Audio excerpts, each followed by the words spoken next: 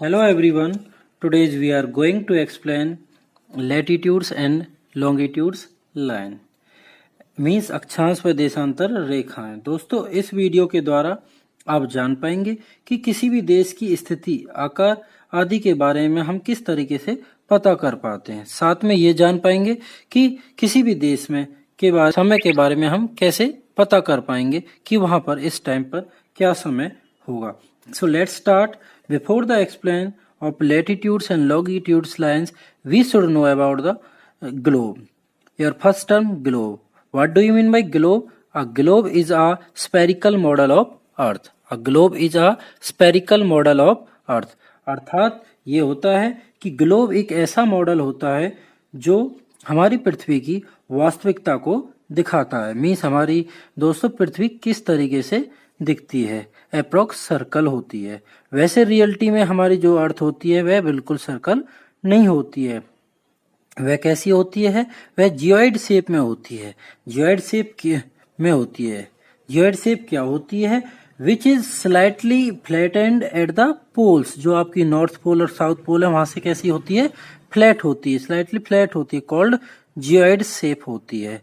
ठीक है, अब आपको आकार, स्थिति और समय के बारे में एक्सप्लेन कराएंगे किस तरीके से आप पता कर पाओगे। इसके लिए ग्लोब पर 2 टाइप की इमेजिनरी लाइंस खींची होती हैं, एक तो इस तरीके की और आपकी एक इस तरीके की लाइन खींची हुई होती हैं। तो start with the first term, latitudes lines. बहुत ही ध्यान से सुनिए, latitudes lines in Hindi we can call अक्षांश रेखाएं। अक्षांश रेखाएं वे रेखाएं जो हमें लेटी हुई सी प्रतीत होती हैं, उन्हें हम अक्षांश रेखाएं या लैटिट्यूड्स लाइंस कहते हैं। इनकी संख्या टोटल 181 होती है। किस तरीके से होती है मैं आपको कुछ महत्वपूर्ण अक्षांश रेखाओं को विस्तार में बताता हूं। सबसे पहले हम आते हैं इक्वेटर लाइंस। इसको हम 0 डिग्री लैटिट्यूड्स लाइन भी कहते हैं। इसको हम हिंदी में भूमध्य रेखा कहते हैं।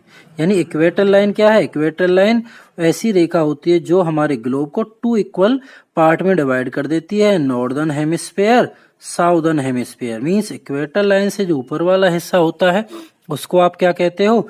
उत्तरी गोलार्ध, और नीचे वाले को क्या कहते हैं? दक्षिण गोलार्ध। क्लियर?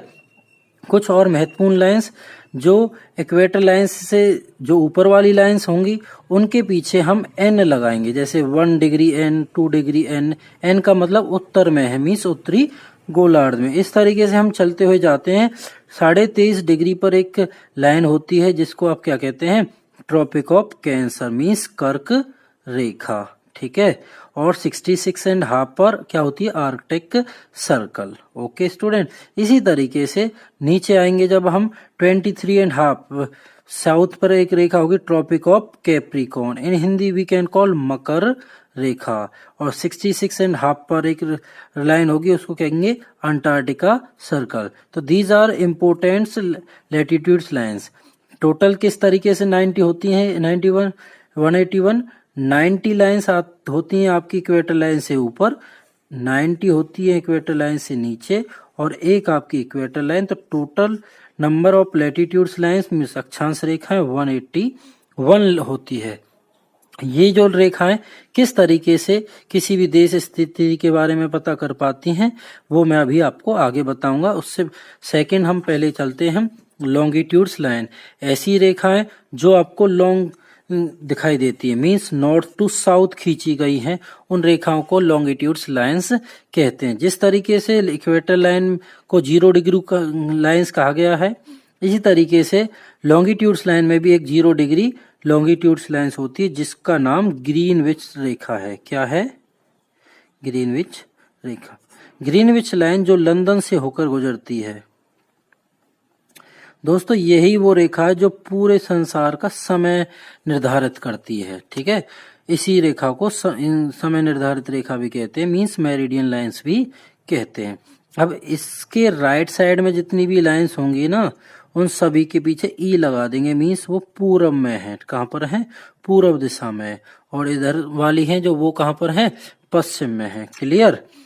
ठीक है, इन सभी जो संख्याएं हैं इनकी टोटल होती है 360 डिग्री। ये कितनी डिग्रीज होती हैं?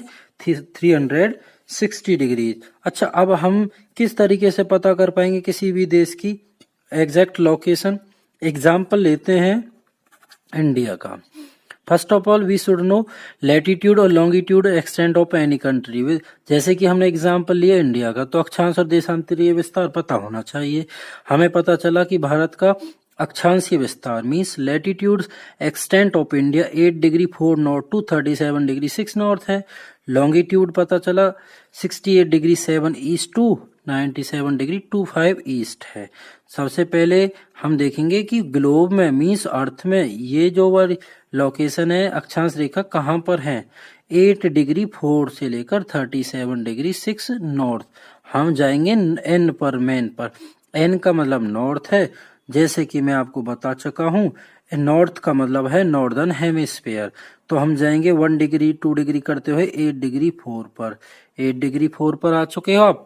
8 डिग्री 4 के बाद हम जाएंगे 37 डिग्री 6 तक।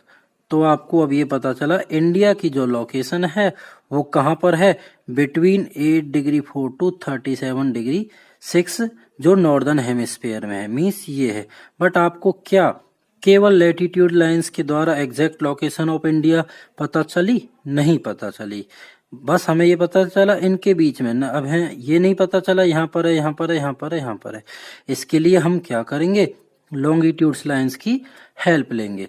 लॉन्गिट्यूड्स लाइंस के द्वारा हम देखेंगे कि 68 से 97 है और कहाँ पर है, ईस्ट में। मीन्स ये वाली जो आपकी लाइन है इससे राइट साइड में है। ओके, करते हुए चलेंगे और कहाँ तक पहुंच जाएंगे, 68 तक। मान लीजिए 68 ये हो गई और कहाँ तक, 97 डिग्री 25 तक। 97 डिग्री 25 ये हो गई। ओके,